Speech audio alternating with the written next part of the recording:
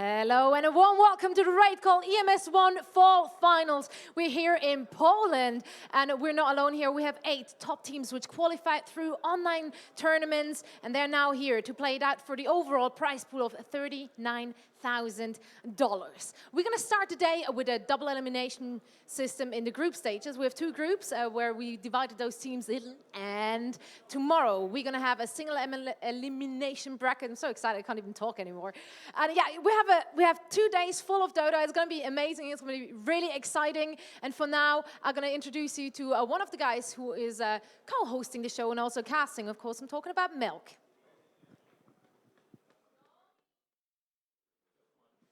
Thank you, Zoe. Yep, I'll be sitting in the social corner with Zoe at times, without Zoe. Other than that, I will have a player on my right-hand side to interview. Right now it's a ghost, no one is here. We'll also be running a contest later on that Zoe will announce. It'll be happening on the Facebook page on RaidCall EMS 1, and you can follow us on Twitter as well at RaidCall EMS 1 again. Also, be sure to join the RaidCall channel, 1997, which is the starting year of ESL as well. And other than that, I'll be casting alongside Toby for the most part. We will have pro players up as well. And that's about it. I'll toss it back to Zoe. Thank you very much. We indeed do have a lot of action going on in-game as well as outside of the game, so be prepared. We're going to announce some stuff during the show throughout the next 2 days, so make yourself ready. There's some cool stuff you can get involved with. And for now, I would say we did enough talking, and I finally want to get to the first games, and for that we want to introduce the teams to you guys at home. So let's start with the first one we're going to see today.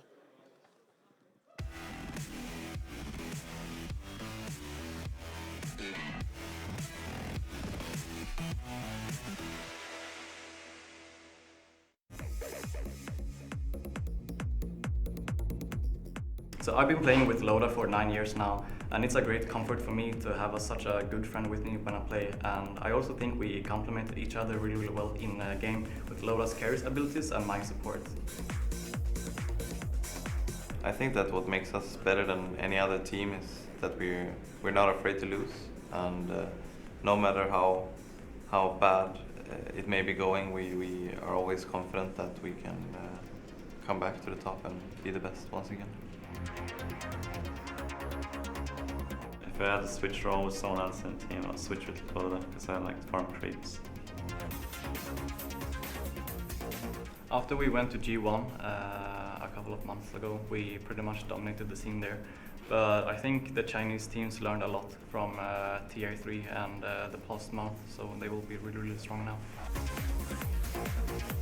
To beat Navi, we need to kill Dandy a lot of times. I think that's the recipe for success.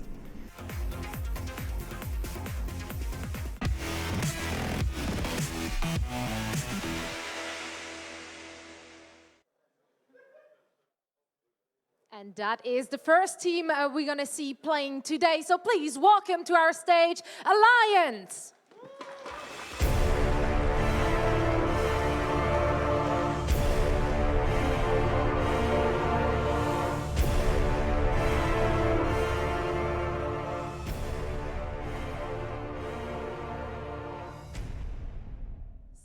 Once more, few quick words only from you guys, as we don't want to hold you guys very long before we start the first match. You have a very, very rough traveling schedule as of late, and a lot of people thought that that might be showing a little bit in the performance as well. Are you confident with this tournament now, or as you have been attending a lot of events just of late? Well, I mean, we still haven't been able to practice, kind of. We had 2 days or something after DreamHack, but sure, we're confident. We're always as confident. Just depends on the form of the day if we get into our form for the tournament. So those 2 days you actually spent with practicing, what did you actually do? Did you go and prepare for the individual teams, or were you just like trying to find your style and go with that then? I think that right now we kind of have to focus on our own style and just become comfortable in this version, starting to go for particular teams and counterpicking them before you feel that you have control of the version is a bit too hard, I think. Yeah. All right, well, we wish you good luck. Thanks a lot for joining us here, and we can't wait to see the first few games. So, ladies and gentlemen, Alliance. And of course, they also have an opponent, and that is going to be a Serbian team. It's Team 1, and we're going to take a quick look at that one.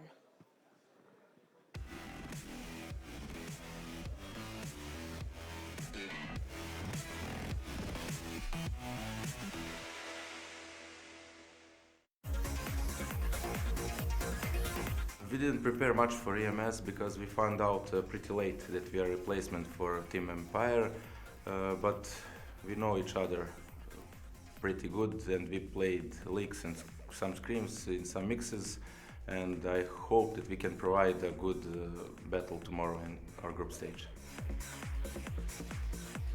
To get out of the groups, we need to play our game, to do our best, to just pick our heroes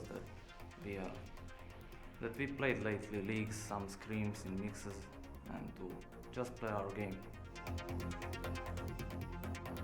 That I think it's making us special compared to other teams is that we play pretty chaotic, and opponents can't read what is in our mind, because almost we don't know what is in our mind. Victor is very unpredictable in his play, not in a wrong way, but you can never know what he will do next. He tries to provide as much information on what's going on during the game and tries to lead us from there. Who dare to come on our lane?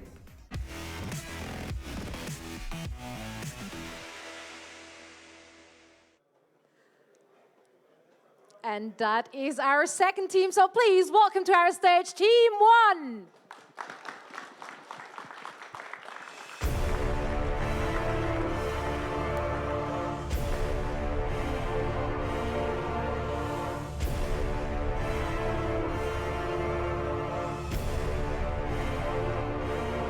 So you as well join me for a quick pre-match interview. Love the video, by the way, showing some confidence. So just a few questions. I mean, you're playing with a stand-in at this event. Do you think that is going to be a problem for you guys, or are you still like pretty confident?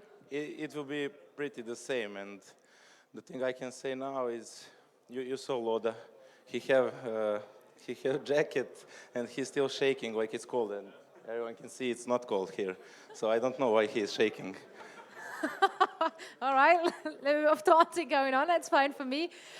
You were talking a lot about surprise and the opponents not knowing what's going on in you guys' head. Also, do you think it comes into play that like teams like Fnatic, Alliance, and Na'Vi, they've been seeing and playing against each other so often during events, whereas they probably haven't faced off against you as of late. Do you think that might be helping you guys, a little bit of an element of surprise? I think that's just that's our how to say. That's all we can have now because we didn't practice. We are not full team. That's all we can get. All right, but you seem confident. Are you confident? Yeah. We don't have problems with confidence. Okay, good. Yeah, everything is good, and I hope it will work. We made some strategies only in our minds. We put it on paper and things like that because we didn't have any time to practice, but we will see. Well, we will see as well. We can't wait to see those games. So I hope you guys have something up your sleeves, which you're apparently not wearing. We wish you good luck. Thanks a lot for joining us here for the interview. And once more, please, big round of applause for Team 1. They will play against Alliance, and for that, for all the action in the first game, we're going to throw it back over to our casters.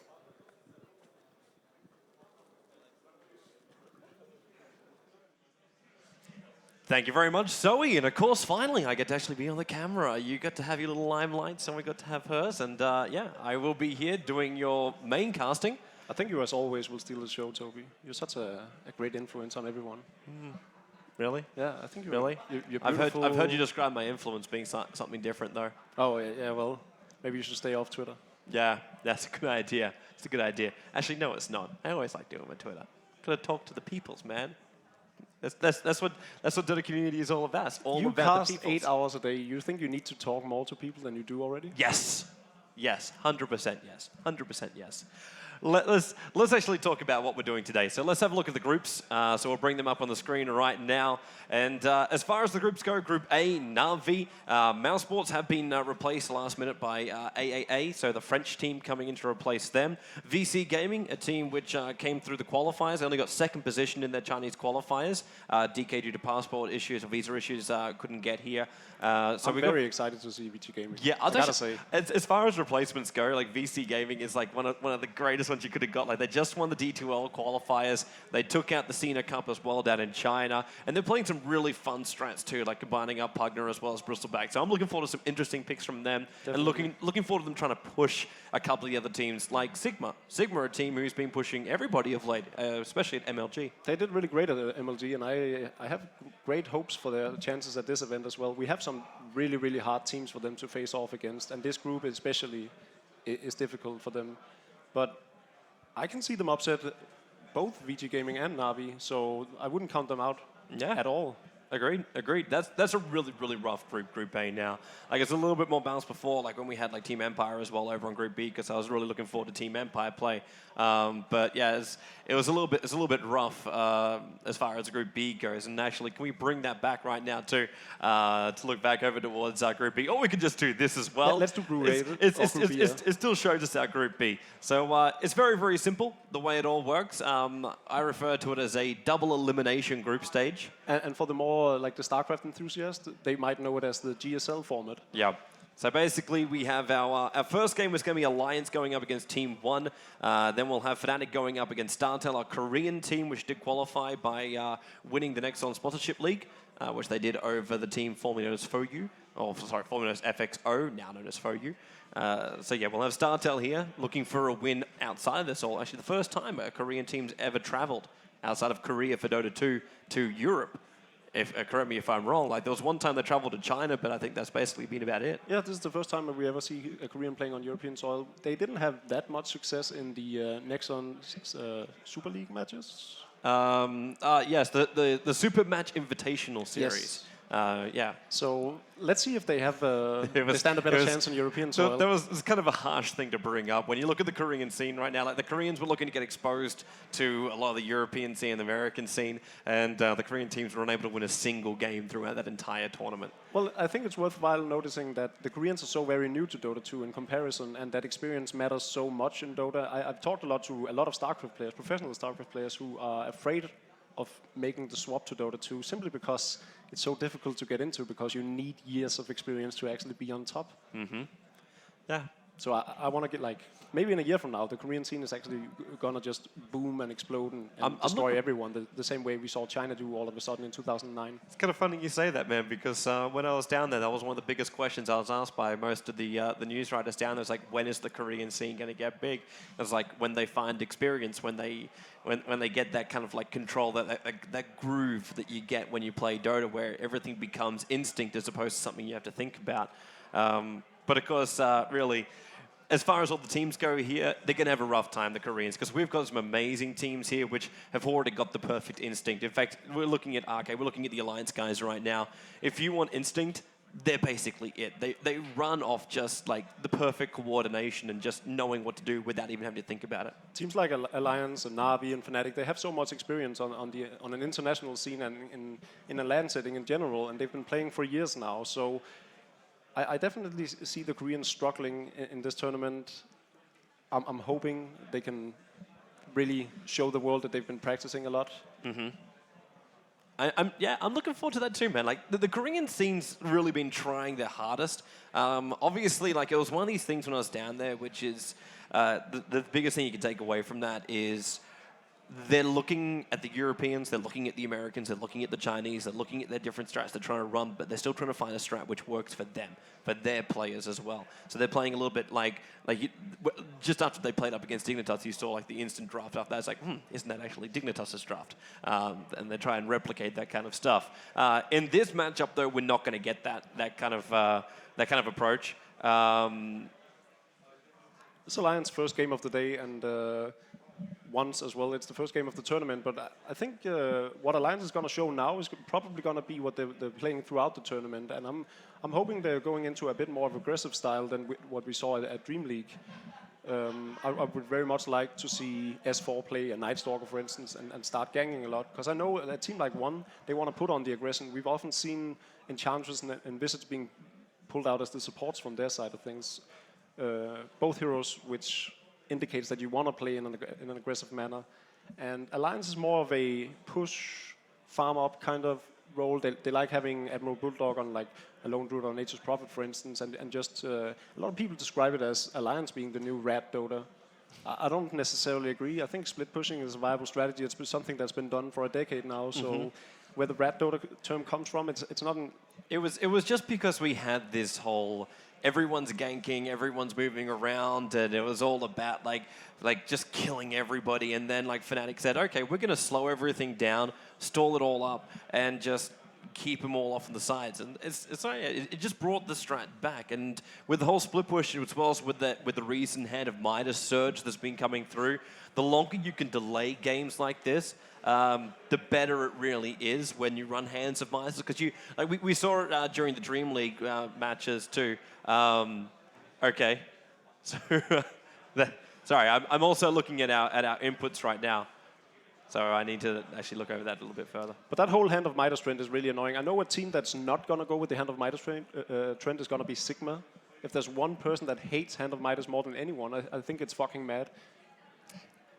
Is that how we're going to say his name? I will forever say his name is Bucking Madman. Bucking Mad? Could just go with King Mad and completely ignore the start of his name. But yeah, anyways, Sigma Indus is not looking to go for these Midases. I sincerely doubt we're going to see it just out of a matter of principle. They just don't want to abide by this Midas trend. And Alliance, on the other hand, I think we saw a game of them within the past week where they had 4 Midases in one lineup. Yeah, it was. I took a screenshot of that one because it really did hurt my soul. Is that overdoing it, do you think? If you've got space for it, like I almost want to quote Hani, there's good Midases and there's bad Midases. And if you've got yourself some really bad Midases, just yeah.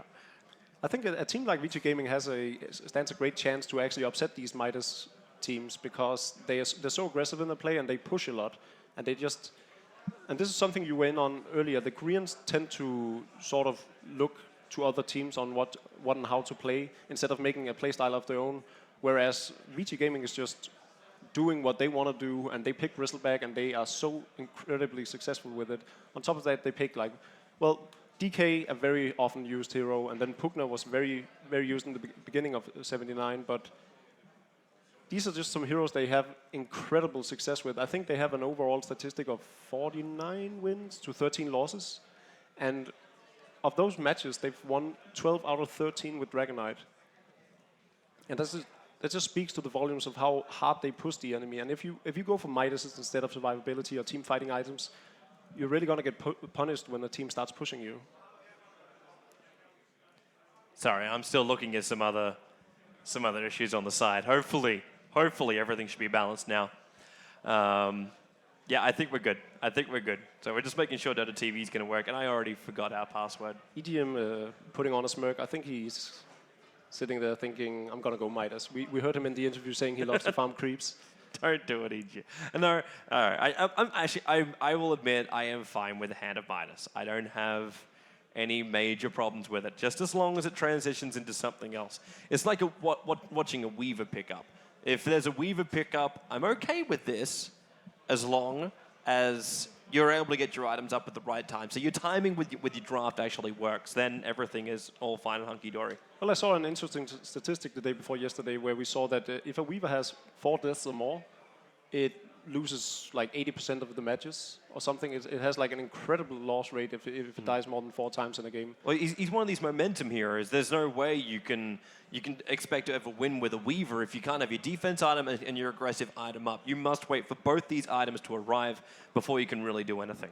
Definitely. And Weaver has been like an ongoing trend for the longest time now. It's been played by just about every team throughout the world for the past 6 months, the past year maybe even. But one thing that does happen at these LAN events is there's one common trend at each LAN. Like they all have one unique trend where there's a hero that's super popular, or there's an item that just starts seeing a lot of playtime. Do you think there's something coming up at this tournament that'll be very used by teams a hero or... I'm kind of hoping everyone follows VC Gaming's thing and just we see the Bristol and the Pugner. Personally, I'm a huge fan of the Pugner. Yeah. I'm massive fan of the Pugner. It's one of these things where it's like you look at the hand of minus kind of strat and people wait and like you hit your timing around the 25 to 35 minute mark. With Pugner, you can breach high ground 15 to 20 minutes in.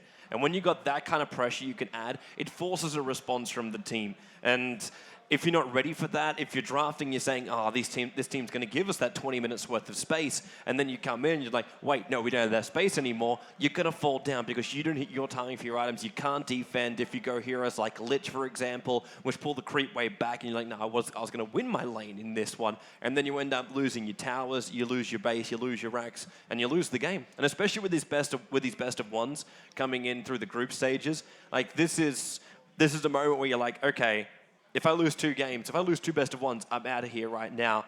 And if I go for like we'll go to the defense strat, like what most pro teams do, especially teams like Alliance that haven't been able to practice a lot, they just come in and they go for their very safe strats. They go for the heroes which they're comfortable with. So you look for the Chens, you look for the Sport Windrunners, you just look for something like a Puck in the middle lane, you look for a Prophet on the off lane. Like that's what Alliance will be searching for. And if they pick something like that, then it's going to be very, very obvious. And that's when the Serbians can then kick in and go, well, you know what? We had no time to prep for this one. Let's play Serbian Dota. Basically, just pick up your junk and go in there and just try and fight a man-to-man. And I agree with you that Pugner could be one of those heroes that punishes the Midas playstyle, but on the other hand, it's also very good for defending. So the team that picks Pugner can essentially just go as many Midas as they want, because once you put down that nether ward and then blast away the creep waves, the enemy really cannot push. Mm-hmm. So it goes both ways for that hero. Yeah. I think a hero we might be able to see this tournament, or one I'm hoping to see, is the Beastmaster. I think it's still very weird to me that no teams has been picking it up more often, especially with the buff to Necromicon. It should be one of the top tier heroes. So I'm hoping some of the teams will actually showcase that this tournament. I'm interested to see it too, man. Like this is still a LAN event, and I always say whenever we come to a LAN event, the first games really just set the trend. And if someone's like, well, I want to try something different, something unusual, something you're not prepared for, you have these strats which you make up just for the LAN events. And it doesn't have to be a full pocket strat. You don't need to change your entire 5-man lineup. It can be a simple thing like a 2-man combo. Like when Fnatic, for example, traveled to Korea, they brought the Wisp and the Tiny. Yeah. And that was the run, the solo mid, they played 4 games there, and they ran Wisp Tiny on 3 of them, and they ran Wisp SA on the one they didn't run, the Wisp Tiny. So they basically brought this in, and now because of that, you notice every single LAN event, every single matchup that Fnatic plays, Wisp and Prophet get banned out because people just are fearful of the combo. And Wisp was one of those heroes that really fell out of favor with the new patch coming, and I think Fnatic is one of the only teams I've seen actually utilize it. Yeah, they really are. A lot of the other teams just didn't know. I remember I was sitting in Kiev with Loader and just talking to him about the Wisp changes. So would you even think about this? The stun's gone now. It's just not as great. And then you look at it and go, well, you got 100% slow. You've got 100 on both attack speed as well as movement speed.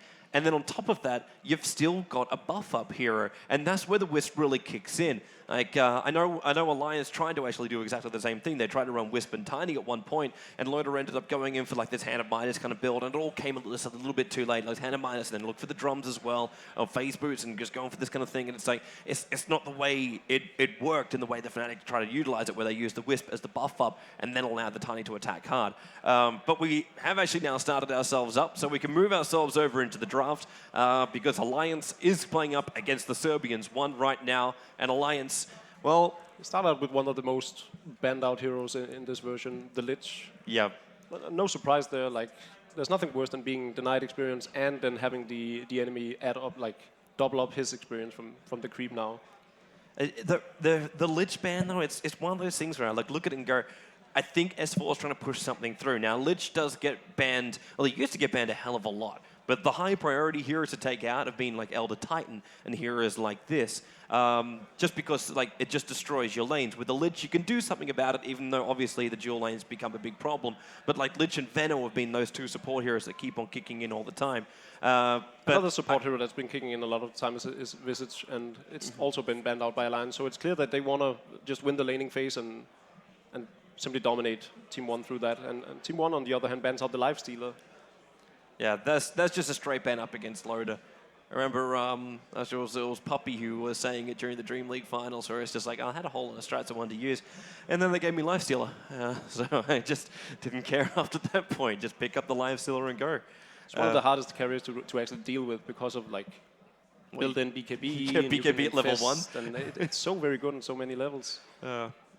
Just that straight up early fight potential too is just, yeah. It sort of has everything because it takes down the major tanks really, really quick. Mm-hmm. It's good for ganking because you just infest, like if you have a Puck or a Storm Spirit or a Bat Rider, Lifestealer is just one of the best heroes to combo with that. I like this last little ban out right now coming out from one. So they're going to take out the Chen. Yep, that's the feeling I had, man. That's the cost you like when you ban out Lifestealer and Chen on a second ban. But it's not even enough. It's not even enough. Like I always look and say, okay, you're going to take out the Chen. Okay, fair enough. Obviously, you're taking out your support that goes into the later portion of the game. But then your opponents just go, well, okay, I just take the Enchantress then. We have a little bit more early game pressure, and you have a hero, like a carry style hero that can carry into the later portion of the game and make up for what Enchantress lacks then. And even then, Enchantress has Impetus. Like later on, you get that much pure damage later on. She actually dishes out a lot of damage. It's just her life points which are the problem. And well, we asked for it. That's the Bristleback. We asked for it and we get the Bristle. I thought you were making a good point for them actually having to pick Enchantress right now because they know Arke can play the Enchantress. So if they ban out the Chen and not picking up the Enchantress right away after they know that Alliance is going to pick Elder Titan, because let's face it, any team is going to first pick Elder Titan if it isn't banned out. Maybe with the exception of Fnatic. Not entirely sure they value Elder Titan, but they seem to ban it most of the time.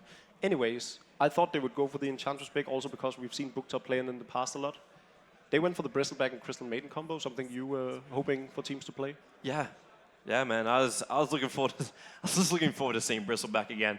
Like, and I'm looking forward to seeing him come back properly into the scene. It was like 2008, I think it was, maybe even 2007, when Bristleback used to be almost a core style hero. Yeah, I think 2007. I remember a North American player called Swiss Beats destroyed a triple lane. It's like when triple lane was at its peak. He picked a Bristleback and he completely demolished the lane, like killed all 3 heroes within the first 2 minutes. And since then, it was just a constant in the meta game of that time. Yeah. Oh, Venomans are coming out from Alliance. It's lane control, basically. They need to pick the Enchantress now. Well, if they want it. If they want it. At this point, I'd probably say, yeah, there's the Pugna ban out. You got to realize, obviously, the push potential when you get a tank at the front lines, it's just nothing you want to try and deal with. But like picking up the Venomancer, it doesn't reveal off any of their lanes. Like if you pick up the Enchantress right now, you're going to reveal the fact that you want to try and run a jungler. And you also restrict yourself a little bit more too. Like, do you want to try and contest them? Do you need a more aggressive style hero? Do you want to try and run the dual lanes? The Enchantress will be banned out, obviously too, because I believe, well, until we officially start, they won't have the noise cancelling headsets on. So I don't know if the Serbians are taking advice from us during the drafting stage. Right. Sup, boys. Yeah, but I actually charge €100 an hour, so I'll cash in with them later. That's a better rate than God's. Yeah? Yeah. He's like 300, I think. Oh, really? I'm cheap then. Yeah, you're so cheap, Mel. I really am. You're so cheap. Viper's going to be taken out as well. So, interesting ban. Thoughts? Not sure. It sort of opens up to Alliance wanting a melee hero in the middle lane. And again, I could foresee both Nightstalker and Beastmaster being picked up. It's heroes that S4 is very successful with. Speaking of melee heroes that he's successful with, Magnus could be an option as well. It combos really well with Elder Titan. I'm interested to see though, like a Magnus pickup. Like, how do you deal with the Bristleback? Obviously, if you pop off the Mag RP, you're going to drag him back in again. But like, Bat Rider hasn't been touched yet. I'm wondering if it's almost worth like the lasso, the sticky napalm, and make it really difficult for Bristleback to turn and use his riches. And now we go like full on. You can see Team 1 has really been studying VG Gaming. If this Alchemist is a support Alchemist, you know what's up. Yeah, well, in that case, you just call the Weaver. I wouldn't be surprised to see a DK ban come out from Alliance now. Could be, man. It could be. Right now, Alliance are very, very happy. We have very low maneuverability heroes on Team 1. You got Alchemist, Bristleback, and Crystal Maiden. You're not going to be running across the map at any decent speed. So Admiral Bulldog's going to have a lot of space with that Nature's Prophet. Team 1 needs something like, if they pick up a DK, they make sure he gets a lot of farm to get to a Shadow Blade, so at least Nature's Prophet has some kind of like risk in coming into the lanes. If not, they have to get something more like a Storm Spirit, something more like a Puck, something that could just be a little bit more concerned. And they actually go for a Luna pickup here as the third one now for Team 1. We have a lot of farm, like, dependent style heroes. But at the same time, Luna is one of those hard carries that can actually help pushing. We've seen teams like Na'Vi 1.5 years ago, they did that a lot. Even the very old Na'Vi with art style did push a lot with Luna. Like, her aura is so very good for pushing. Yeah. So it's not just about late game and hard carry. Obviously, it's one of the best hard carries in the game once you close to that 1 hour mark. Yeah. Especially with the changes to the glaives too. So if you even just isolate 2 heroes together, they're toast. Definitely. Like not only have you got the Eclipse to worry about, but you have the bouncing glaives. And a Weaver selection coming out. I was kind of hoping not to see this hero this early on. Just because I was actually almost thinking we would get through an entire game with a Clockwork or a Weaver. I think it's because S4 has so many options for his solo right now, so there was no stress on them to actually pick up one of those. And Weaver is so good against Team 1's lineup because they don't really have the shutdown you need against a Weaver, and they have no Scythe of Vice heroes. True. I mean, unless Crystal Maiden is going to go all Misery on them, there's not going to be... What do you mean Misery? You mean Puppy? No. Misery going for the... Like, Misery actually the one to start the whole Midas craze with his Crystal Maiden, where he ended up with a full inventory Crystal Maiden. Misery is an LGDN player for those who's unfamiliar with them. So he went for a Midas. For now. Then again, he got like BKB, Scythe of Vice. I think he had a Garnet Scepter and a Blink Dagger as well. Basically a fat Crystal Maiden. Last pick up here from Team 1. That Night Stalker ban, like, there was no hesitation from S4. He threw that one out too. You were actually calling for both Night Stalker as well as Beastmaster, weren't you? Yeah, I was. Well, Night Stalker is one of those heroes that combos so very well with Luna. It completely takes away the vision for Alliance, and on the other hand, it helps Team 1 very, very much during nighttime, both with Luna and the Night Stalker. So a decent ban. I'm not sure it was at all in the cards for Team 1 to pick it up. Yeah. But better safe than sorry, and it was one of those heroes that sort of counters Alliance lineup fairly well. The Weaver, they would have a silence for him. They would have Nature's Prophet not being able to TP out. Night Stalker is one of the best heroes against Nature's Prophet, I feel. Yeah. There's that Puck that we were talking about too. Yeah. It was the jump in hero that makes Nature's Prophet worry. It's also a really good hero up against the Weaver if you can get that silence off, but at the same time, I'm wondering if they have enough potential to really contest any of these lanes. You're running a Luna, so obviously you want to do a lot more damage early on. Like, that's her bonus. Like, you get a lot of early damage. So a level 1 fight for me, I think, is what Team 1 will look for. And we get a DK as the last one. So that'll be S4 solo mid to be played up with a DK. So EGM, support, Elder Titan, not S4's mid solo. So, yeah, rounds up the lineups for both teams. A lot of split pushing from Alliance. A lot of early game tower pushing as well. Basically, when Team 1 gathers up to push together or fight Alliance straight on, they will probably lose towers on the other lanes. Obviously because of Nature's Prophet, but also with the Dragon Knight Ultimate, it really takes down towers so early, or fast early on. So I think Alliance is very much within their comfort zone right now, and I'm curious to see how Team 1 is going to play this out and lane it, no less. Are they going to do dual lanes with a Crystal Maiden Bristleback on the off lane and just have Alchemists? See, I'm kind of feeling that more than anything else, but then you're going to run... like, Nature's Prophet's not going to give Alchemist any kind of space to get any kind of levels. Well, one thing you could do would be aggressive tri-lane and then have the Moonrider solo up against the Nature's Prophet. It's not impossible. It's not really easy for the Luna by any stretch, but it's definitely a possibility. The game of options is Dota 2. You can run anything as everything. Like Alchemist, we had the days when Alchemist was always the hard carry. Like always the hard carry. It's been a while since we've seen that. Yeah, well, we have. We kind of moved on. Like I'd say we moved on from like the farming scene, but we haven't really done that. No, it's even more farm. Yeah, it's just more efficient farm. Like I still can't get Funix Doombringer out of my head. Well, you would think that if it's efficient farm, then Alchemist would be the top dog because it would. Greedland's greed. But at the same time, there's a catch-22 on that. Oh, whoa. Everyone's got their headsets on. What's going on? Get into the game Get screen. Into the game. Go. Game screen. We need to get ourselves in here like right now because we've had one. Yes. Hello, Victor. So yeah, Alliance will come out right now, and that was a bet from Puppy. Toby, I want to ask you, when you are the underdog and you pull off a stunt like this, is it a Hail Mary? It's a Hail Mary. Yeah? Yes. Yes. But when this Alliance. happens, it's not a fun time. Alchemist's going to get killed off by Roshan. The Spirit from EGM made that so hard. And then look at the damage coming out from EGM too. Running in nice and close. He's got a bonus 50 damage and destroys the Crystal Maiden too. And yeah, for this to even work, like they're going to lose another one. Lowe's just going to Shikuchi himself through, taking out the puck as well. It's a 3-0 in favor of Alliance. Of course, Roshan did claim one of them. But the investment from one already, 5 TP scrolls. And a smoke. And then giving up first blood and second blood. If it worked, it would have been amazing. But at the same time, it would have taken them such a long time. And to try a Roshan when, 1, you're on the Radiant side, and 2, you're going up against an HS Prophet. The chances of that working is minimal, like maybe like a 5% chance. Add to that, their lineup wasn't technically wasn't very good at taking down Roshan. They had the Luna Aura. But the Luna Aura wouldn't have been enough damage. Like, Bristleback would have to tank it up as well. Maybe they'll try and do the whole thing. Like, it was like, okay, we use the nasal goo. Like, that's one way to do it. So this is actually hurtful to their lanes armor. now. Because Bristleback has 1 point in nasal goo.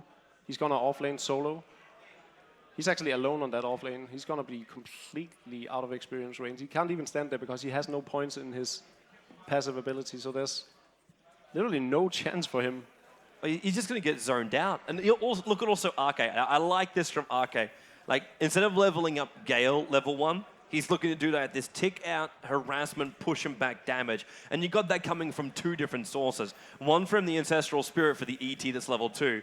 And then the Venomancer, it's got the Poison Sting. So it ticks out over time, and if the Venomancer gets wards up too, it's going to be difficult for the Bristleback to turn his back to all of these, because you're going to be covered from all sides. Like, goo or not, they're basically snotting on each other right now in the top lane. There's no damage in nasal. It's just negative armor and slow, but he can't follow it up with any kind of damage. Arke just keeps his distance, because you've still got the slow on Bristleback. Yeah, and Loda ready to help.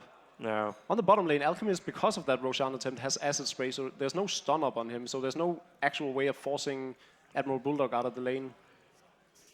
He's gonna hit level 2 now and finally have that stun up and running. This is just this is a rough time.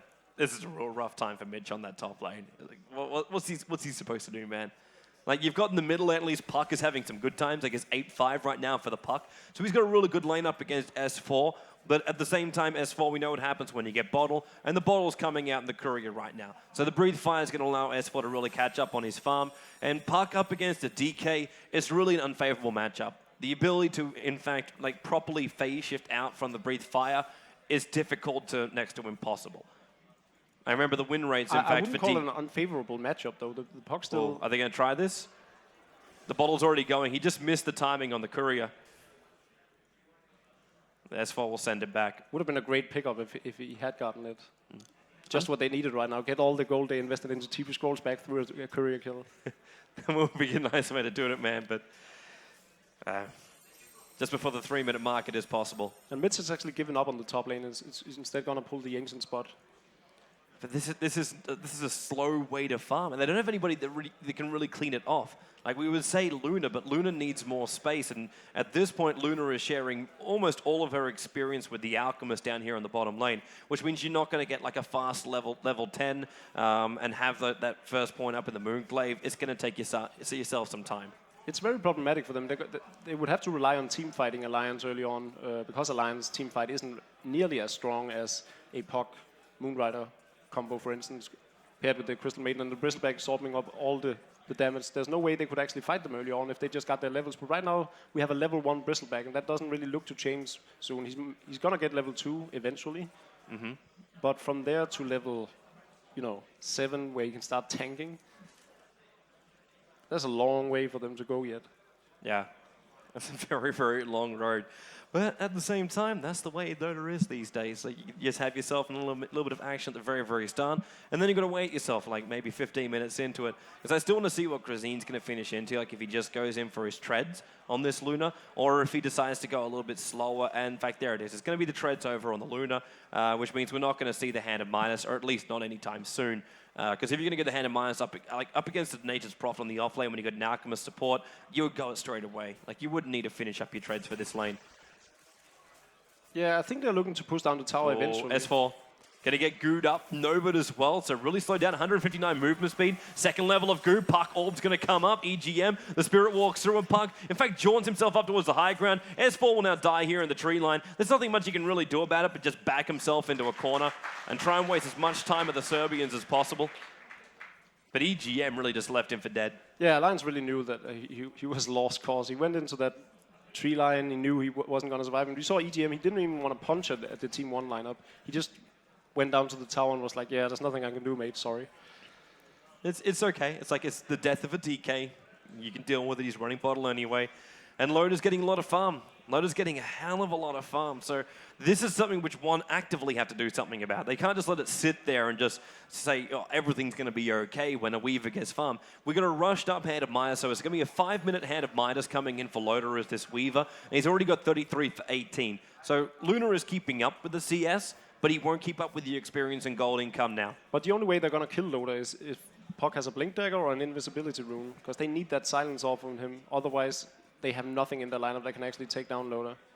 I sincerely doubt that the Alchemist is going to get off a high-level unstable concoction on a Weaver. So yeah, and any kind of projectile stun up against a Weaver just struggles every single time because she got one the movement speed and you got so hopefully you can get yourself out of range of the sentry wards. But second is because you're invis. So always landing that is going to be difficult, and then you've got to try and land that while putting the acid spray down first. So you've got a secondary indicator about what your intentions are. And he definitely needs to go for that Midas as well, because going up against the Moonrider, he needs that added farm and advantage against her. And she's farming as good as he is. Actually, she's 5 creeps behind. I'm not sure how that happened. Give props to the Bristleback right now. Welcome to a quad stack of Ancients. Oh, here we start. He's level 3 now. Yeah, he's got the 2 points up in the Quill Spray. Yeah, so that gank on mid lane, killing the DK, gave him that extra experience that he desperately needs. But he needs to now defend up on top lane. This is the push you knew was going to come from Alliance at one point. So we've got Admiral Bulldog who's left the bottom lane, brings his trees up towards the top. And they just want to try and push this one out a little bit further. But with the 3 heroes rotating up to, including the Alchemist, as you said. What's interesting is S4 actually went for the bottom lane, so that when Admiral Bulldog TP'd onto the top lane, Alliance made sure that they had a Dragon Knight to defend on the bottom lane against the Moonrider, not taking any tower damage whatsoever. That's a very smart play from Alliance coming out. Well, it's like, what's Luna really going to do against the DK anyway? Like, DK is tanky enough to be down here. Even though it's melee versus range, there's no massive problem for DK. He's still got 2 bottle charges up his sleeve, and his own burst damage if he wants to. He can turn into range form too. And this top lane with the Plague Wards up at level 2, Concoction's trying to come up, and look at the trees from Admiral Bulldog. Just make sure he understood he would be body blocked if he tried to chase that one down. Yeah. I feel like Alliance could have counter-initiated, just waiting for the Concoction to actually just explode on himself and then go in with a Gale on him. That would be a certain kill for them, and then they could take down the tower afterwards. Especially because Mitz was Mitz was going low on the Bristleback. He's like below half HP. He only has 1 skill in Bristleback, so he's not really tanky whatsoever. Are you watching RK too? He's microing up his wards for what they're attacking. He's trying to keep as long as possible that poison sting effect on the 3 heroes. Like Nova's can come out, Krista Maiden. Like I give you props here, Victor, for balls, but like you've got to back yourself up. When that gal connects, if you have any chance that Loda can just Shikuchi through you, you will die. Because he's got time lapse. It's a level 7 Weaver. So we've got 4 points up in Shikuchi, and you've got the time lapse possibility as well. So he can, in fact, now he'll use it. You just can't stop that kind of, like, you do all your damage, and then it all gets reversed. None of them have treaters, so Sprout is actually surprisingly efficient against these heroes defending on top lane. I think that Admiral Bulldog could have been a bit more aggressive and actually sprouted out the Crystal Maiden and then picked off the kill fairly easy. Mm-hmm. Yeah, because, no one's walking around with it. They've actually got no consumables on this top lane. Oh, we've got 1 salve. We've got 1 salve on the Crystal Maiden. And stick charges, and that's it. A good defense coming out from Team 1, though. They managed to have their tower stand, and they wasted a lot of Admiral Bulldog's time. Yeah. He's sitting on those face boots, but had 500 gold in the bank. Not really a lot of farm. Yeah. But Alliance at the same time, like, they know they don't need to really like force this top lane out as well. Like, if the clock is ticking in favor of Alliance, later portion of the game, like S4 here on the bottom lane, he almost picked off Grazine with that DD rune as well as the ranged dragon form. He's going to TP himself back out, 19 life points, and then the well will take care of the rest. But S4 into Dragon Form with a DD rune picked up. Top lane, we're going to go on Loader now. Gale will fly out. Prophet has actually managed to get one kill through the back. He had his level 6 ulti just pop off, and the Bristleback will go down too. So Loader gets himself a double kill on this top lane. He's definitely ticking a little bit. Got to get himself outside that acid spray. But Alliance is fine on the top lane. They lose 3, while on the bottom lane, S4 is still hunting around with his DD rune. Almost managed to bring down the tower. Admiral Bulldog's going to bring some help. Puck drops a Dream Call. Alchemist prepping up the stun right now, but look at that damage being dished out by the DK. Admiral Bulldog, and now you got your Sprout. Again, as you said, no tango, so you can't cut yourself back out of that Sprout. And S4, if he went west straight away, possible stun over towards the Puck. Admiral Bulldog's backing out through the Acid Spray. The Orb will fly up, so Bulldog gets to run down, and his damage output is actually quite high, especially when Puck dives on the creep wave like that. At the same time, S4 being frostbitten, and they even throw the Eclipse down to ensure the kill on the DK. And then Bulldog, he's just getting himself away to safety before another Lucent Beam can hit him and mini-stun him out. So 2-7 now, and the DK drops for the second time, and the only hero that one's been able to kill. Aside from that DK death, everything is just going Alliance way right now. They got that fight on the top lane, and that just goes to show Bristleback is really no threat whatsoever when he's level 4. 1 level in Bristleback and no items up on him. But he's desperately trying to use Quill Spray to farm up this Ancient stack. And if he can complete it, he'll be happy as Larry. But for now, it's a real rough run. But he's going to get some good level. That should be his level 6 right now. Yep, there it is. In fact, he just, with 1 Quill Spray, went up by a full level. He can finish off the camp, though. You see him having to back off now. Yeah. He's using his stick charge to try and stay alive and get a couple more sprays out, but it's just not enough. It's going to be a wasted effort, I think. It's going to take him forever to actually finish off those 3 major creeps. Yeah. Man, I can't believe how much like space Loader has got in this top lane. He's got 3 kills on this Weaver and 67 for 22. This Weaver, for me, is the scariest thing that one is facing. Like, they're picking up the DK. Okay, that's good. But the DK just needs Dragon Form. Yeah, look at EGM, though. He's just farming up on the middle lane. He's been standing on the middle lane throughout the entire time that bottom lane and top lane was pushing. So he managed to farm up a full urn. It's all lying in the stairs, and he has power threats as well. So from a support's point of view, things are looking great for him. Is Puck's going to give this a shot? Yeah, he will. He'll come in, look for the Rift. It's level 3, but EGM hitting him hard. That concoction will allow him to survive. The Prophet only bounced through, and now another Sprout. No way out of it, and with the DK going into his Dragon Form, trying to kill up the Alchemist. Breathe Fire comes out, so they do have enough damage before he's able to walk himself away. The Frostbite wasn't going to be enough. And DK, he's got Dragon Tail. Back up in a moment. 1 quick Lucent Beam. Frostbite turns the Dragon Tail over towards the Puck, but when CM drops the ulti down, they're able to get themselves a revenge kill. So 2 for the price of 1 in this middle lane. Yeah, overstepping his boundaries a bit from S4 there. I don't know why he tried to get off a stun on the Puck. Wouldn't really matter to them. They didn't have any follow-up whatsoever. And I think it was I accept my fate right now. I think they even saw the Moonrider coming in. Oh, Puck. Out of orb up, and now he's going to get himself a regeneration rune as well. Courier flying in, but RK can't kill that guy off. At the same time, he turns around and get a Gale over towards Victor. I think Victor really wanted to go in just then, and with a Puck Orb coming back down again, if that was able to connect, he would have initiated in onto RK. Especially considering RK has no mana whatsoever, but Lotus come to join the fight, right in behind the Puck, and now you're going to see this damage output of a freely farmed up Weaver. Puck will jaunt short range, but now in comes the Eclipse. Admiral Bulldog would tank up a lot of that damage.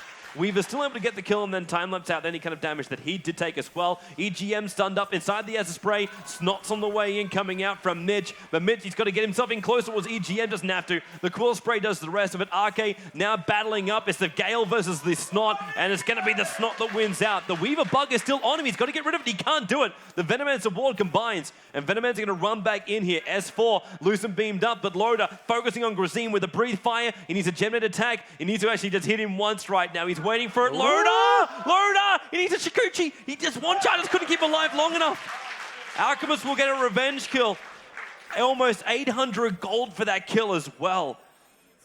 I think one can be very satisfied with that team fight, especially Grazine. I want to point out how well played that was on the top lane, where he just started his ultimate before Nature's Prophet even landed. So middle lane, they're going to go in again. The jump in on the Rift. It actually silenced up RK too, so he couldn't throw off that Gale straight away. But now Gale, as well as Benno, ulti, and S4 turns to try and fight up against this puck. One more attack, and DK will take the kill. Complete man mode from S4 there. He just knew that he was able to tank through that once their spells were down. Those power tread and bracer on the DK, and he's just going to live through it all. He has a max level of Dragon Blood as well, so his armor is just too high for them to actually kill him with physical damage. We got Bristleback finishing up his first item now, so a Vanguard coming up from him. I always have Bruno's words ringing in my head. The fact that Vanguard was actually, in fact, bugged a patch or so ago, and now it does the proper block, so it's a lot more powerful than it used to be. I think it does more than its proper block. Yeah, it does. It's bugged in a positive way. Yeah. I don't remember the exact details. It's the reason why I have co-casters. Bottom lane right now, Grazine, these trees, they weren't fast enough. They were looking for the body block, but at the same time, we've got a smoke movement now coming out from Victor. He already gets attacked by the ward and EGM. He'll get silenced up quickly. There's a fight in the middle lane at the same time, so it's going to be the Alchemist going up against S4. S4 almost finished the job. That tick out, and then pops the Salvia. Still tick out because the Prophet only bounces through. Look at the bottom lane. Are they going to keep on fighting? Like RK, Mitch is just trying to man mode this, and now Puck jumps into it with a silence, and the orb damage picks up S4. Bristleback will finally be brought down with Admiral Bulldog. Now able to clean up the mess in the mid. Mitch was just fighting those two heroes on his own until the puck came in. And they were both on red HP before puck even came. So, and he only had level 2 of that Bristleback. So those quill sprays are really, really doing work, especially against supports. It's so very hard for a support to live through more than 3 or 4 charges of quill spray. So I'm actually surprised that DK died, but no surprise that Arke died. He also has a Midas, so he was punished for the greed. I was just showing it too then on the live stream. 4 Midas for Alliance right now. The only one who doesn't have one is the Elder Titan. Everybody else is walking around with a Midas. And that's the reason why when you look at the goal graph, like it's not just because like 2 tower advantage currently going the way of Alliance, and the fact they got 4 kills advantage, but that's also like, it's not enough to say, I have 8,000, almost 9,000 gold advantage going the way of Alliance. 3,000 on the experience, but of course, the Hand of Midas also helps with that one. As S4 was looking for, he's blocking up the camps with his body right now. He'll walk around the corner, and then there's the silence coming out from the puck. CM will drop the ulti down. S4 needs a Dragon Tail up the CM, which wasn't what he wanted to do. The ET ulti, in fact, comes from the low ground from EGM. So it becomes a 1-for-1, and luckily for him, finding a haste stream, which means that Snot will have no effect. But again, not a good trade-off here for Alliance. A DK for a Crystal Maiden. Definitely not. Again, overstepping his boundaries.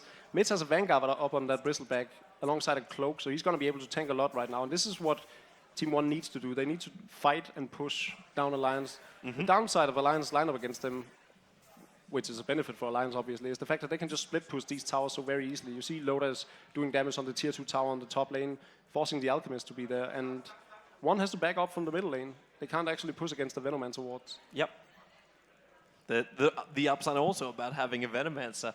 You have a forward base of operations. Wherever you want it to be, you could just reinforce it up. And EGM, like he's able to get all the space in the world to farm up, maybe to finish up the 5th Hand of Midas for Alliance right now. I doubt it. I think he's going to go for either a Force Staff or a Necromicon. Something I'd like to see. Nature's Prophet is obviously going to go for the Necromicon. Yeah, he already started it up. And notice how he went straight into it. Like there's no Shadow Blade, there's no escape mechanisms. It's just get that Necro Book after Phase Boot's Hand of Midas. Exactly. It would be sweet to see EGM and Arki do the same. Those books work wonders against the Bristleback as well. He's going to be out of mana for Quill Spray, first of all. Second of all, once his Quill Spray explodes, like it's going to blow up those minions, and he's just going to die instantly. True. Like it's not by choice you pick him off. And the same way with Luna, like her glaives is going to kill off those minions as well, and it's not by choice. I see Alliance doing the Rose attempt. Yeah. I don't think it's going to be really an attempt, though, because one is not in position to come and try and contest this. One has no clue it's happening. There's only 2 heroes from Alliance committing to this Roshan, and then they have two on the middle lane, and they have Loda constantly pushing the top lane. So they did have an observer ward watching the bottom area, but I got a funny feeling. I was just checking it, but it just timed out. So I was checking the range of it. I got a funny feeling it didn't see the 2 of them go inside the pit, especially when Admiral Bulldog TP'd himself into it. Yeah. So there goes Roshan. So S4 at least knows next time he dies. Actually, no. Admiral Bulldog can take it. I thought they'd protect S4 considering he's already died 5 times. Well, 2 of them he sort of died on his own, if not 3. It's just been a rough morning for S4. That's the way we can put it down. Crystal Maiden trying to D-ward. Oh, Victor. Prophet will TP in and Sprout. He's got nowhere to cut out of that one. And with the Spirit right on top of him, even threw a negative earn charge to try and pick him off then. And the Venomancer will take the kill. So it belongs to RK. And they're pushing down the middle lane now. And we have a full mech flying out for RK after that kill too. So this pushing power from Alliance is about to get a lot scarier, especially with Loader, Lincoln Sphere. He gets the negative armor bugs over already on the Alchemist. Doesn't look like he didn't hit on anybody else. The Puck going to have to join himself back out of state, but the Prophet ultimate bounces down. There's just nowhere to really hide. Loader sitting behind the tier 2 tower. You got a splash form poisoning dragon already. It was actually a great deny. I don't know if you noticed, but Mitch actually, Fonzie denied the middle tower.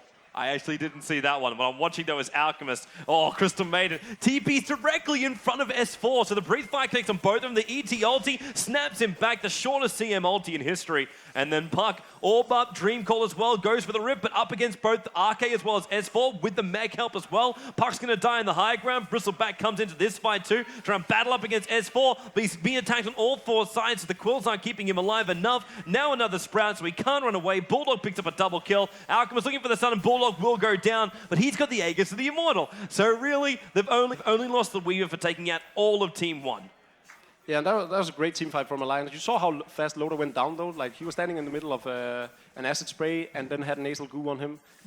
That went a lot faster than I thought he would. He's only got 10 basic armor right now with his build. I don't think Loader expected to die there. He was probably sitting there, I'm just going to time-lapse out of this, but then he just exploded under the tower. Mm-hmm. But a great fight coming out from Alliance. We saw the Bristleback doing a lot of work, but ultimately, when you're fighting alone against 4 heroes, you're going to go down. Yeah. Because you just can't win on the positioning battle, which is what Bristleback's all about. Like, this is the reason why he has back in his name. You have to turn it. Admiral Bulldog did lose the Aegis because of that fight, though. I don't think they're going to be too sad about that. Like, the amount of damage they just dealt to the tier 2 tower in the bottom lane as well, took out the tier 1 and the tier 2 tower in the middle lane, you wipe out one, and you forced a buyback from the Puck. And this is a Puck who has a Blink Dagger but can't build into a next item now because of the amount of money he just had to waste to try and buy back without having any major advantage from it. And here's a smoke gang coming out from Team 1, knowing they have to do something to get it back in this game. And it's really been, like, it's been an uphill battle for them all along because of that early Rose attempt that Alliance just completely destroyed them in. I'm wondering if they can win this fight. They're trying to rotate around. They realize that Alliance fell back from the lane. So they're going to try and intercept Admiral Bulldog on his way back into the jungle. And that is possibly the best decision they could have ever made, because now they have Admiral Bulldog all alone. He can sprout and try and run. There's a Lucent Beam, there's a Puck Dream Call, there's a Silence, and Admiral Bulldog is completely toast on that top lane. It's a very big investment to invest 5 heroes to run around for 30 seconds just to get an Nature's Prophet. You see S4 on the bottom lane completely just farming on their side of the map. And they can't really kill him right now. They need to invest at least 3 heroes into this. And Puck doesn't have an ultimate to stop him. Look at the money too on S4.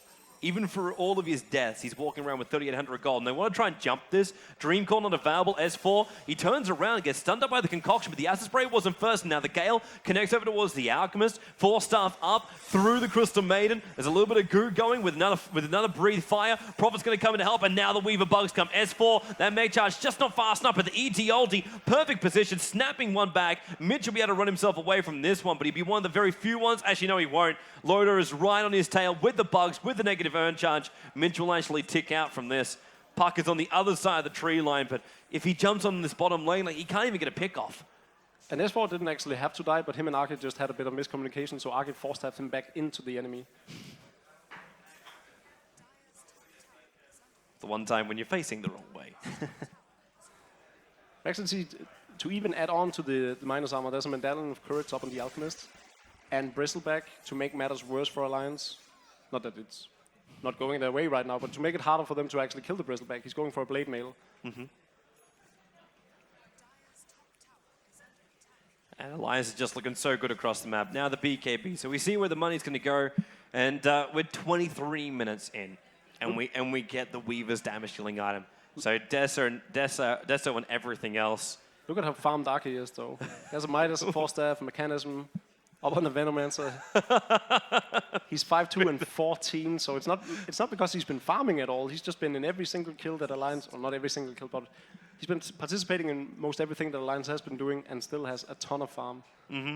Very impressive. I love the fact the Serbians are still having fun. This Alchemist is toast. Like, even with that medallion, he's good. Actually, no, he's good. He TP's out. Of course, where's your stun, Loader? Get yourself an Abyssal Blade. Middle lane's going to be a jump on EGM. Snot's going to fly up as well. So now Elder Titan, well, TP's out, but not in time. In fact, he died back at base. It was the Dream Core damage which triggered out. That's how he actually died just then. They didn't do enough damage directly to him.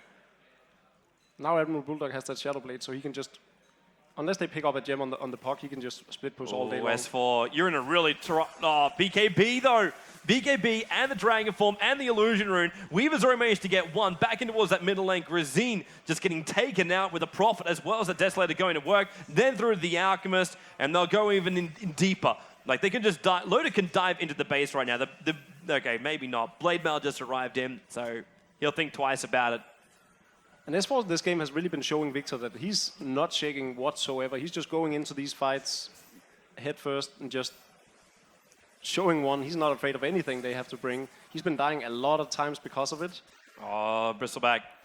DK is done up, and he moves in front of him as well. Now Prophet follows up with a Sprout, and maybe with a jump in from Puck and buy enough space for Mish to escape himself out this one, but Loader just sticks with it.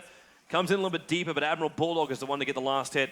And this will be the mid-ranks now going the way of Team Alliance. And they can just rotate up towards the top lane too, because it's already pushed in as well. And I have a hard time seeing one get back into this game. I think Victor does as well. He's just taken out the excess creeps with his ultimate. Looking for the stun, Alchemist, able to throw it off, but can't find a real hero, has to use the illusion instead. Loader taking a lot of damage from the tier 4 towers. EGM, again, his ulti killing off the Crystal Maiden. Grazine, well, he's just got no space, he's got no ultimate up as well. The Puck Dream Core will go, but Alliance has already taken out 2 Raxes, and the GG well played gets called out. This match belongs to the Alliance, and really won just after that first attempt for Roshan. They know they needed something absolutely amazing to get them ahead in this game. So they gave it a shot. They tried it. Obviously, being on the Radiant side made it very, very difficult. But either way, Alliance win the fight, control the game. It's very hard for Team 1. Like, you're up against one of the best teams in the world, like the winners of the International 2013. Yep. Then you try and pull off a move that you invest so much into, and then you get caught doing so and give up 3 kills. What are you going to do? How are you going to get back into this game? I thought they fought valiantly through the mid game, and they actually seemed to get back in the game where we saw Grazine kill off the Nature's Prophet with a preemptive Eclipse. Lunar Eclipse? We can go with that one. Yeah. But it worked out well for them in that fight and turned the score back to like 8-12, I think. Still in favor of Alliance, but then everything just got out of hand for Alliance with those 4 Midases up and running. Yeah, and when you got those Midases running, you know you're on the clock too. I think that was the biggest problem for one. Like, you look at their lineup, and they still needed a little bit more farm before they can be a little bit more aggressive. Like, the Crystal Maiden rotating around. Like, she doesn't want to go, hey, I'll be the one to initiate. Crystal Maiden's not going to do that. In fact, if you look through the entire one lineup, there just wasn't enough initiation. Like, you can have a Puck with a Blink Dagger. That was possibly the greatest thing, and that did allow them to control a lot of the fights. So that was great for them. But the Alchemist wanted to walk in as well, and he just... Like, you got the concoction, you got the Azure Spray, and you think, hey, maybe this would be a great idea as well. But again, the early warning system we're talking about, Weaver can see it coming. It's very difficult to control him. Yeah. Obviously, Loader was really surprised though by the negative armor in the mid, and that was probably the one time during a big team fight where Loader really got like outdone. But you could tell from one's item choice that they definitely wanted to push early on and fight early on. They had like the Medallion of Courage up on the Alchemist, and they had Luna not going for the Midas, instead going for a Yasha, Helm of Dominator. I think it's just unfortunate for one. I have Victor standing here trying to talk to me. Victor's like staring us down right now. Yeah? Awesome. Victor's actually telling me it's possible that Alliance have heard that we called out Roshan. Interesting. Because we have such piercing, high-pitched voices. Awesome. In that case, we'll check the audio issues out. And in the meantime, it's time to go over to Zoe, because she's sitting there with the social face of Alliance. Loader. Thank you very much, guys. I indeed have Loda here joining me. That was your first game here in the tournament. It worked out very well in your favor. Let's talk a little bit about what we just saw. I mean, Team 1 really showed the most ballsy moves you can possibly show so early in the game. Didn't really work out for them. What went through you guys' head after that happened? Like, do you feel like, okay, we got that? Or are you still very focused? Yeah, of course. In a lot of games. It's actually... try again? No, okay, let's do it like this. Oh, okay. Yeah, but sure, it's usually like that. If you stop someone going Roche level 1, then you get 2 kills. You feel quite confident in how the game is gonna progress. So we just played it safe, played it. I mean, sometimes we dive a bit when we get the upper hand, but still, I think it was quite a good game. We just tried to get warmed up for facing Fnatic. So the casters have been talking about, as did probably everyone else. You guys had 4 Midases going on in your team. I just want to know, from your point of view, if you know that your team, your opponents, are actually with 4 Midases, and you know you're on the clock, what is there one can do to go up against that? Is there anything they can do to prevent lots of items and everything happening? Well, I mean, I think you need to think about it before the game, and you have to be ready for teams doing these kind of things. So I think they did try to counter it in the way where they go Roche level 1, they go for tanky items, then they just go for team fights with the Luna Aura, taking towers, and maybe even ending the game early. I mean, that's what Witcher Gaming is doing pretty much in China right now. So I think that they wanted to bristle, maybe pick up a Pugna as well for the mid lane to be able to keep a lot of pressure.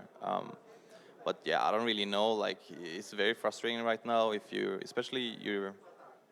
playing the losing game already. You're some towers behind, then the opponents just get Midases because our reasoning behind going Midas is that if you take early control, you take early towers, but you lack some levels because your supports have to do a lot. If you go Midas, then they will get enough level to be able to fight with the other team, even if they have just been split pushing.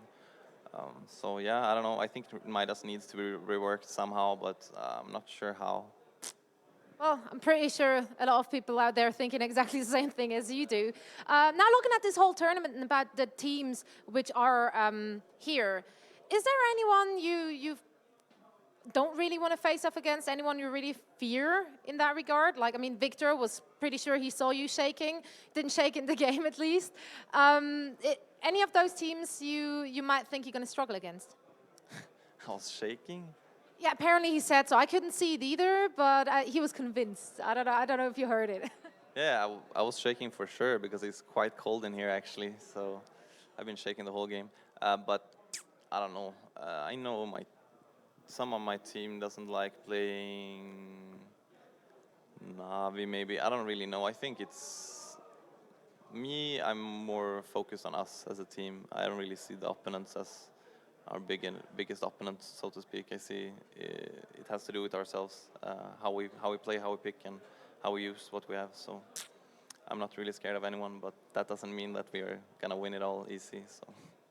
So talking about focusing on yourselves, I mean, you now soon have some time off. Are you actually gonna practice in that time, or are you really taking time off over like the Christmas season?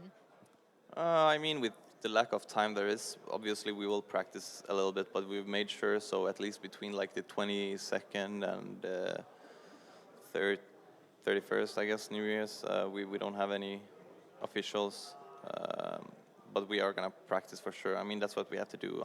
We just need to have a boot camp for a week or something, in my opinion, and I think we will be back on track quite quickly.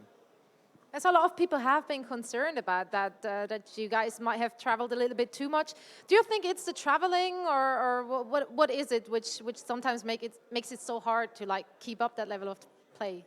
I mean, just as I said, the traveling is very exhausting in itself, but it's more about traveling together with the fact that you don't really have effective training time. You can't just sit down for a few days and practice something and like really prepare. Like, if you compare to how we were prepared for G1, how we were prepared for TI3, you can't even compare it. I mean, it's a completely different thing.